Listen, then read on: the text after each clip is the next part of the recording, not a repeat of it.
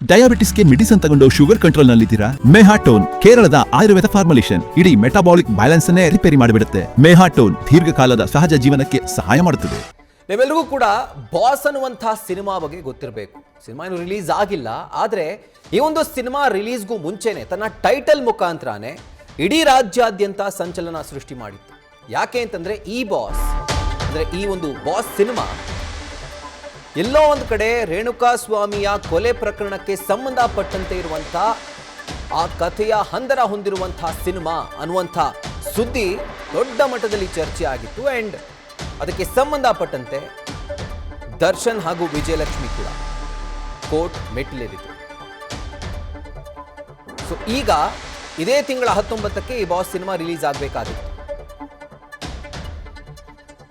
ಆ ತಡೆಯಾಜ್ಞೆಯನ್ನ ನಗರ ಸಿವಿಲ್ ನ್ಯಾಯಾಲಯ ತೆರವುಗೊಳಿಸಿತ್ತು. ಇನ್ನು ಸಿವಿಲ್ ಕೋರ್ಟ್ ಆದೇಶವನ್ನ ಪ್ರಶ್ನಿಸಿ ವಿಜಯಲಕ್ಷ್ಮಿ ಹೈಕೋರ್ಟ್ ಮೊರೆ ಹೋಗಿದ್ದಾರೆ.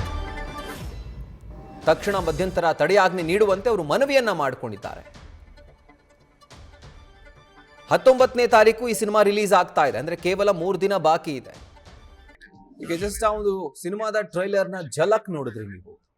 ಕಂಪ್ಲೀಟ್ ಆಗಿ ಚಿತ್ರದುರ್ಗದ ರೇಣುಕಾ ಸ್ವಾಮಿಯ ಕೊಲೆ ಪ್ರಕರಣ ಯಾವ ರೀತಿಯಾಗಿ ಆಗಿದೆಯೋ ಅಂತ ಚಾರ್ಜ್ ಶೀಟ್ ನಲ್ಲಿ ಉಲ್ಲೇಖ ಮಾಡಲಾಗಿದೆಯಲ್ಲ, ಈ ಒಂದು ಸಿನಿಮಾದ ಕಥೆ ಕೂಡ ಅಥವಾ ಈ ಟ್ರೈಲರ್ ನೋಡಿದ್ರೆ ಎಲ್ಲೋ ಒಂದ್ ಕಡೆ ಆ ರಿಯಲ್ ಲೈಫ್ ಇನ್ಸಿಡೆಂಟ್ ನ ಕನೆಕ್ಟ್ ಆಗೋ ರೀತಿಯಲ್ಲಿದೆ.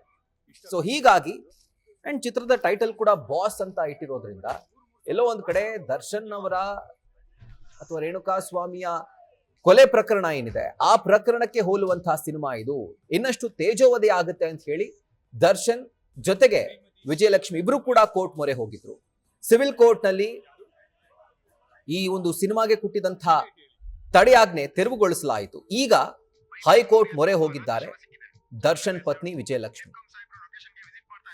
ತತ್ಕ್ಷಣ ಮಧ್ಯಂತರ ತಡೆಯಾಜ್ಞೆಯನ್ನ ಕೊಡಬೇಕು, ಯಾಕಂದ್ರೆ ಇರೋದು 3 ದಿನ ಈ ಸಿನಿಮಾ ರಿಲೀಸ್ ಆಗ್ಲಿಕ್ಕೆ. ಸೊ ಹೀಗಾಗಿ ಈ ಒಂದು ಸಿನಿಮಾದ ಒಂದು ಬಿಡುಗಡೆಗೆ ಸ್ಟೇ ಕೊಡಬೇಕು ಅನ್ನುವಂಥ ಮನವಿಯನ್ನ ಈಗ ಅವರು ಹೈಕೋರ್ಟ್ ಬಳಿ ತೆಗೆದುಕೊಂಡು ಹೋಗಿದ್ದಾರೆ. ಸೊ ಯಾವುದೇ ಕಾರಣಕ್ಕೂ ಕೂಡ ಈ ಸಿನಿಮಾ ರಿಲೀಸ್ ಆಗಬಾರದು, ತಡೆಯಾಜ್ಞೆಯನ್ನ ಕೊಡಬೇಕು ಅನ್ನುವಂಥ ಒಂದು ಮೊರೆಯನ್ನ ಇಟ್ಕೊಂಡು ಅವರು ಹೈಕೋರ್ಟ್ ಮೆಟ್ಟಿಲೇರಿದ್ದಾರೆ. ಲೋವರ್ ಕೋರ್ಟ್ ನಲ್ಲಿ ಅಂದ್ರೆ ಸಿವಿಲ್ ಕೋರ್ಟ್ ನಲ್ಲಿ ಇದರ ಸ್ಟೇಯನ್ನ ಕ್ಲಿಯರ್ ಮಾಡಲಾಗಿತ್ತು, ತೆರವುಗೊಳಿಸಲಾಗಿತ್ತು ತಡೆಯಾಜ್ಞೆಯನ್ನ. ಸೊ ಆಗ ಬಾಸ್ ಸಿನಿಮಾಗೆ ಯಾವುದೇ ರೀತಿಯಾದಂತಹ ತೊಂದರೆ ಆಗಲಿಲ್ಲ, ಯಾಕಂದ್ರೆ ಸ್ಟೇ ಇದ್ದಂತಹ ಸ್ಟೇಯನ್ನ ತೆರವುಗೊಳಿಸಿರುವಂತಹ ಸಂದರ್ಭದಲ್ಲಿ ಸುಸೂತ್ರವಾಗಿ ಈ ಒಂದು ಸಿನಿಮಾ ರಿಲೀಸ್ ಆಗುತ್ತೆ ಅಂತ ಹೇಳಲಾಗ್ತಾ ಇತ್ತು. ಆದ್ರೆ ಈಗ ಮತ್ತೊಮ್ಮೆ ಹೈಕೋರ್ಟ್ ಮೊರೆ ಹೋಗಿದ್ದಾರೆ. ಲೋವರ್ ಕೋರ್ಟ್ ಆರ್ಡರ್ನ ಪ್ರಶ್ನಿಸಿ ಅವರು ಹೈಕೋರ್ಟ್ಗೆ ಹೋಗಿರುವಂಥದ್ದು. ಅಂಡ್ ಈಗ ಈ ಒಂದು ಬಾಸ್ ಸಿನಿಮಾದ ಹಣೆ ಬರಹ ಏನಾಗುತ್ತೆ ಅಂದ್ಕೊಂಡಂತೆ ಜೂನ್ 19ಕ್ಕೆ ಈ ಒಂದು ಸಿನಿಮಾ ರಿಲೀಸ್ ಆಗುತ್ತಾ ಕಾದ್ ನೋಡ್ಬೇಕು. ಈಗ ಸದ್ಯಕ್ಕೆ ಚೆಂಡು ಹೈಕೋರ್ಟ್ನ ಅಂಗಳದಲ್ಲಿದೆ.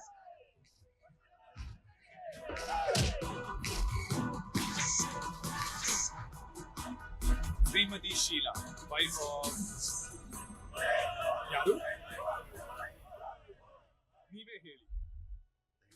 ಬಹುಶಃ ಈ ಒಂದು ಸಿನಿಮಾದ ಟ್ರೈಲರ್ ನೋಡಿರೋರಿಗೆ ಗೊತ್ತಿರುತ್ತೆ ಯಾವ ರೀತಿಯಾಗಿ ಈ ಟ್ರೈಲರ್ ಇದೆ. ಅಂಡ್ ಚಿತ್ರದುರ್ಗದ ರೇಣುಕಾ ಸ್ವಾಮಿಯ ಕೊಲೆ ಪ್ರಕರಣದಲ್ಲಿ ಪೊಲೀಸರು ಏನ್ ಚಾರ್ಜ್ ಶೀಟ್ ಅನ್ನ ಫೈಲ್ ಮಾಡಿದ್ದಾರೆ, ಆ ಚಾರ್ಜ್ ಶೀಟ್ ನ ಓದಿದ್ರೆ ಅಂಡ್ ಈ ಒಂದು ಟ್ರೈಲರ್ ನ ನೋಡಿದ್ರೆ ನಿಮಗೆ ಅದು ಒಂದು ರೀತಿಯಾಗಿ ಈ ಚಾರ್ಜ್ ಶೀಟ್ ನ ಆಧಾರವಾಗಿ ಇಟ್ಕೊಂಡೆ ಈ ಸಿನಿಮಾ ಮಾಡಿರಬೇಕು ಅಂತ ಅನ್ಸುತ್ತೆ. ಎಷ್ಟೋ ಘಟನೆಗಳು ಎಲ್ಲವೂ ಕೂಡ ಹೋಲಿಕೆ ಆಗೋ ತರನೇ ಇದೆ. ಸೊ ಹೀಗಾಗಿ ಇದು ತೇಜೋವಧೆ ಮಾಡುವಂತಹ ಕೆಲಸ. ಈ ಸಿನಿಮಾ ರಿಲೀಸ್ ಆದಂತಹ ಸಂದರ್ಭದಲ್ಲಿ ಇನ್ನಷ್ಟು ತೇಜೋವಧೆ ಆಗುತ್ತೆ ಅನ್ನುವಂತಹ ನಿಟ್ಟಿನಲ್ಲಿ ಈಗ ಕೋರ್ಟ್ಗೆ ಹೋಗಿದ್ರು. ಸಿವಿಲ್ ಕೋರ್ಟ್ ನಲ್ಲಿ ಸ್ಟೇನ ಕ್ಲಿಯರ್ ಮಾಡಲಾಗಿತ್ತು. ಈಗ ಮತ್ತೊಮ್ಮೆ ದರ್ಶನ್ ಪತ್ನಿ ವಿಜಯಲಕ್ಷ್ಮಿ ಹೈಕೋರ್ಟ್ ಮೊರೆ ಹೋಗಿದ್ದಾರೆ. ಇದರ ಕುರಿತಾಗಿ ಡೀಟೇಲ್ಸ್ ಅನ್ನ ಕೊಡ್ತಾ ಹೋಗ್ತಾರೆ ನಮ್ಮ ಕ್ರೈಮ್ ಬ್ಯೂರೋ ಚೀಫ್ ಸಂದೇಶ್. ಈಗ ಫೋನ್ ಮುಖಾಂತರ ಜಾಯಿನ್ ಆಗಿದ್ದಾರೆ. ಸಂದೇಶ್, ಈಗ ಬಾಸ್ ಸಿನಿಮಾದ ಕಥೆಯನ್ನು ಹೈಕೋರ್ಟ್ ನಲ್ಲಿ ಈಗ ಒಂದು ಅರ್ಜಿಯನ್ನ ಸಲ್ಲಿಸಲಾಗಿದೆ, ತಡೆಯಾಜ್ಞೆಯನ್ನ ಮಧ್ಯಂತರ ತಡೆಯಾಜ್ಞೆಯನ್ನ ತತ್ಕ್ಷಣ ಕೊಡಬೇಕು ಅಂತ ಹೇಳಿ. ಸೊ ವಿಚಾರಣೆ ಯಾವಾಗ ಅಂಡ್ ಇದರ ಫೇಟ್ ಏನಾಗುತ್ತೆ ಅಂತ? ರಾಹುಲ್, ಇಲ್ಲಿ ಪ್ರಮುಖವಾಗಿ ಬಾಸ್ ಸಿನಿಮಾ ರಿಲೀಸ್ ಆಗಬಾರದು ಅಥವಾ ರಿಲೀಸ್ ಮಾಡೋದಕ್ಕೆ ಅವಕಾಶವನ್ನ ಕೊಡಬಾರದು ಅಂತ ಈ ಹಿಂದೆ ಸಿಟಿ ಸಿವಿಲ್ ಕೋರ್ಟ್ಗೆ ದರ್ಶನ್ ಅವರ ಪತ್ನಿ ವಿಜಯಲಕ್ಷ್ಮಿ ಅವರು ಒಂದು ಅರ್ಜಿಯನ್ನ ಸಲ್ಲಿಸಿದ್ರು. ಆ ಅರ್ಜಿ ವಿಚಾರಣೆ ಆದ ಬಳಿಕ ಆ ಮಧ್ಯಂತರ ತಡೆಯನ್ನ ಏನ್ ಕೊಟ್ಟಿದ್ರು, ಅಂದ್ರೆ ಆ ಸಿನಿಮಾ ರಿಲೀಸ್ ಮಾಡಬಾರ್ದು ಅಂತ ಹೇಳಿ ಸಿವಿಲ್ ನ್ಯಾಯಾಲಯ ಒಂದು ಮಧ್ಯಂತರ ತಡೆಯನ್ನ ನೀಡಿತ್ತು. ಅದಾದ ಬಳಿಕ ಆ ಒಂದು ಏನು ಮಧ್ಯಂತರ ತಡೆಯನ್ನು ಕೂಡ ತೆರವುಗೊಳಿಸಲಾಗಿತ್ತು. ಅದೇ ಸಿವಿಲ್ ನ್ಯಾಯಾಲಯದಲ್ಲಿ ಮಧ್ಯಂತರ ತಡೆಯನ್ನ ತೆರವುಗೊಳಿಸಲಾಗಿತ್ತು. ಯಾಕಂದ್ರೆ ಬಾಸ್ ಸಿನಿಮಾ ಚಿತ್ರತಂಡ ಏನಿದೆ, ಆ ಒಂದು ಚಿತ್ರತಂಡ ಕೂಡ ಈ ಒಂದು ಸ್ಟೇ ಅನ್ನ ವೆಕೆಟ್ ಮಾಡಿ ಅಂತ ಹೇಳಿ ಒಂದು ಅರ್ಜಿಯನ್ನ ಹಾಕೊಂಡಿತ್ತು. ಅದಾದ ನಂತರ ಈಗ ಸದ್ಯ ಸಿಟಿ ಸಿವಿಲ್ ಕೋರ್ಟ್ ನ ಒಂದು ಆದೇಶ ಏನಿದೆ, ಆ ಆದೇಶವನ್ನ ಪ್ರಶ್ನಿಸಿ ಈಗ ಹೈಕೋರ್ಟ್ ಮೊರೆ ಹೋಗಿರುವಂತದ್ದು. ಈಗ ಸದ್ಯ ಜೂನ್ 19ನೇ ತಾರೀಕು ಚಿತ್ರ ಬಿಡುಗಡೆ ಇರೋದ್ರಿಂದ ಈಗ ಅಷ್ಟರ ಒಳಗೆ ಆ ಒಂದು ಆದೇಶ ಏನಿದೆ ಅದಕ್ಕೆ ಸ್ಟೇ ಅನ್ನ ಕೊಡಬೇಕು, ಜೊತೆಗೆ ಸಿನಿಮಾ ರಿಲೀಸ್ ಮಾಡೋದಕ್ಕೆ ಅವಕಾಶವನ್ನ ಕೊಡಬಾರ್ದು ಅಂತ ಹೇಳಿ ಈಗ ಒಂದು ಮಧ್ಯಂತರ ತಡೆಯನ್ನ ನೀಡಿ ಅಂತ ಅರ್ಜಿಯನ್ನ ಸಲ್ಲಿಸಿರೋದ್ರಿಂದ ಈಗ 19ರ ಒಳಗೆ, ಅಂದ್ರೆ ಜೂನ್ 19ನೇ ತಾರೀಕಿನ ಒಳಗೆ ಈ ಒಂದು ಅರ್ಜಿಯ ವಿಚಾರಣೆಯನ್ನ ಮಾಡ್ಬೇಕಾಗುತ್ತೆ. ಸೊ ದಟ್ ನಾಳೆ ಅಥವಾ ನಾಡಿದ್ದು ಈ ಒಂದು ಅರ್ಜಿಯ ವಿಚಾರಣೆಯನ್ನ ಮಾಡಿ ಕೋರ್ಟ್ ಯಾವ ನಿರ್ಧಾರವನ್ನ ತೆಗೆದುಕೊಳ್ಳುತ್ತೆ. ಯಾಕಂದ್ರೆ ಈ ಒಂದು ಬಾಸ್ ಸಿನಿಮಾಗೆ ಸ್ಟೇ ಅನ್ನ ನೀಡಿ ಅಂತ ಏನ್ ರೀಸನ್ಸ್ ಗಳನ್ನ ಕೊಟ್ಟಿದ್ದಾರೆ, ಆ ರೀಸನ್ಸ್ ಗಳು ಎಷ್ಟು ಸಮಂಜಸವಾಗಿದೆ ಅನ್ನೋದನ್ನ ನ್ಯಾಯಾಲಯ ಡಿಸೈಡ್ ಮಾಡ್ಬೇಕಾಗುತ್ತೆ. ಸೊ ದಟ್ ನಾಳೆ ಅಥವಾ ನಾಡಿದ್ದಿರ ಒಳಗೆ ಈ ಒಂದು ಚಿತ್ರ ರಿಲೀಸ್ ಆಗ್ಬೇಕಾ ಅಥವಾ ಮಧ್ಯಂತರ ತಡೆಯನ್ನ ನೀಡಬೇಕೋ ಬೇಡವೋ ಅಥವಾ ನೀಡುವಂತ ಕೆಲಸವನ್ನ ಮಾಡುತ್ತೋ ಇಲ್ವೋ ಅನ್ನೋದನ್ನ ನ್ಯಾಯಾಲಯ ನಿರ್ಧಾರ ಮಾಡಬೇಕಾಗುತ್ತೆ. ಹಾಗಾಗಿ ನಾಳೆ ಅಥವಾ ನಾಡಿದ್ದರ ಒಳಗೆ ಈ ಒಂದು ಮಧ್ಯಂತರ ತಡೆಯ ಕುರಿತಂತೆ ನ್ಯಾಯಾಲಯ ನಿರ್ಧಾರ ಮಾಡಲಿದೆ. ರಾಹುಲ್, ಸಂದೇಶ್, ಈಗ ಬಾಸ್ ಸಿನಿಮಾದ ಅಂದ್ರೆ ಆ ಒಂದು ಚಿತ್ರತಂಡ ಡಿಫೆನ್ಸಿವ್ ಆಗಿ ಏನ್ ಹೇಳ್ತಿದೆ ಅಂತ?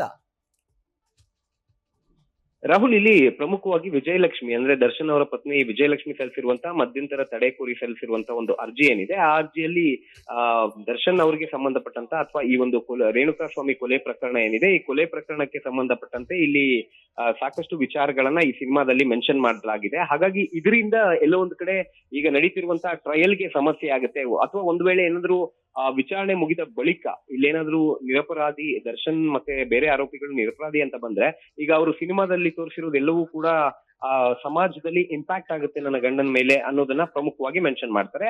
ಅಟ್ ದ ಸೇಮ್ ಟೈಮ್ ಈ ಕಡೆ ಬಾಸ್ ಸಿನಿಮಾದಿಂದ ಏನು ಈಗಾಗಲೇ ಡಿಫೆನ್ಸ್ಗೆ ಒಂದು ಅರ್ಜಿಯನ್ನ ಸಲ್ಲಿಸಿದ್ದಾರೆ ಅಥವಾ ಆಕ್ಷೇಪಣೆಯನ್ನ ಏನ್ ಸಲ್ಲಿಸಿದ್ದಾರೆ, ಆ ಆಕ್ಷೇಪಣೆಯಲ್ಲಿ ಇದು ದರ್ಶನ್ ಅವರಿಗೆ ಸಂಬಂಧಪಟ್ಟಂತಹ ವಿಚಾರ ಅಲ್ಲ, ಜೊತೆಗೆ ರೇಣುಕಾ ಸ್ವಾಮಿ ಕೊಲೆ ಪ್ರಕರಣ ಅಲ್ಲ, ಇದು ಕಾಲ್ಪನಿಕವಾಗಿ ನಾವು ಸೃಷ್ಟಿ ಮಾಡಿದ್ದೇವೆ. ಅಂದ್ರೆ ಏನು ಕಥೆಯನ್ನ ಬರೆದಿದ್ದಾರೆ ಅಥವಾ ನಿರ್ದೇಶಕರು ಡೈರೆಕ್ಟ್ ಮಾಡ್ತಾ ಇದ್ದಾರೆ, ಇದಕ್ಕೂ ಹಾಗೆ ರೇಣುಕಾ ಸ್ವಾಮಿ ಕೊಲೆ ಪ್ರಕರಣಕ್ಕೂ ಯಾವುದೇ ರೀತಿಯ ಸಂಬಂಧ ಇಲ್ಲ, ಇದೊಂದು ಕಾಲ್ಪನಿಕ ಕಥೆ ಅನ್ನೋದನ್ನ ಇಲ್ಲಿ ಸ್ಪೆಸಿಫಿಕ್ ಆಗಿ ಕೋರ್ಟ್ಗೆ ಅವರು ತಿಳಿಸುವಂತ ಕೆಲಸವನ್ನ ಬಾಸ್ ಸಿನಿಮಾ ತಂಡ ಕೂಡ ಮಾಡ್ತಾ ಇರುವಂತದ್ದು. ಹಾಗಾಗಿ ಅಲ್ಲಿ ಪ್ರಮುಖವಾಗಿ ಇವರು ಆಕ್ಷೇಪಣೆಯನ್ನ ಏನ್ ಸಲ್ಲಿಸ್ತಾರೆ, ಆ ಆಕ್ಷೇಪಣೆಯ ಅಂಶಗಳ ಆಧಾರದ ಮೇಲೆ ಮುಂದಿನ ಹಂತದಲ್ಲಿ ನ್ಯಾಯಾಲಯ ಈ ಒಂದು ಸಿನಿಮಾಗೆ ತಡೆಯನ್ನ ನೀಡಬೇಕು ಬೇಡವೋ ಅನ್ನೋದನ್ನ ನಿರ್ಧಾರ ಮಾಡಲಿದೆ. ರಾಹುಲ್, ನ್ಯೂಸ್ ಫಸ್ಟ್ ನಿರ್ಭೀತಿಯಿಂದ ನಿಮ್ಮ ಪರವಾಗಿ.